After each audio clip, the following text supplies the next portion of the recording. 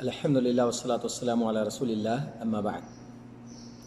قال نبی صلی اللہ علیہ وسلم المؤمن للمؤمن کالبنیان یشد بعضہ بعضا رواہ البخاری۔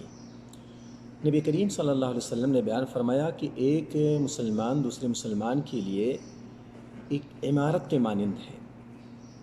یعنی جس طریقے سے ایک عمارت ایک دوسرے کے سہارے پر کھڑی ہو جاتی ہیں اور انتہائی مضبوطی شکل میں کھڑی رہتی ہیں، یعنی ایک دوسرے سے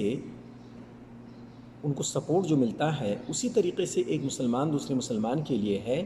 کہ ایک دوسرے کو انرجی ملتی رہے، سپورٹ ملتا رہے، ایک دوسرے کے ساتھ کھڑے رہیں، تعاون کا جذبہ ہو اور کسی بھی مصیبت کے وقت ان کا وہ ساتھ دیں۔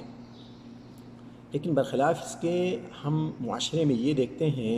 کہ خود مسلمان آپس میں اس قدر اختلاف کا شکار ہیں اور ایک دوسرے کے پیچھے پڑے رہتے ہیں، ایک دوسرے کو نیچا دکھانے اور گرانے کے چکر میں پتہ نہیں کس کس حد تک وہ آ جاتے ہیں،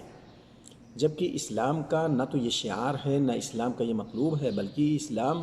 اخوت پر مبنی ہے، اور ہمیں چاہیے کہ ہم اسلام کی اس خوبی کا مظاہرہ کریں اپنے معاشرے میں، اپنے محلے میں، اپنے بھائیوں کے ساتھ ہے، اپنے آس پاس والوں کے ساتھ ہے، اپنے پاس پڑوس والوں کے ساتھ ہے، تاکہ اسلام کی یہ خوبی نظر آئے اور دوسرے بھی اس خوبی کو دیکھ کر کے متاثر ہوں اور اسلام کی ان صفات کو،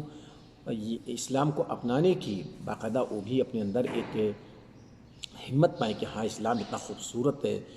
مذہب ہے کہ جس کے اندر اس قدر ایک دوسرے کے لیے سپورٹ کا جذبہ ہے، تعاون کا جذبہ ہے، ہمدردی کا جذبہ ہے۔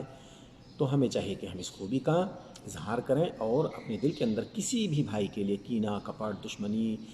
چغل خوری یا غیبت، ان ساری چیزوں کو اپنے دل سے نکال کر کے رکھیں، حتی الامکان ہم کوشش کریں۔ اللہ تعالی ہمیں اس بات کی توفیق عطا فرمائے۔ وآخر دعوانا ان الحمد للہ رب العالمین۔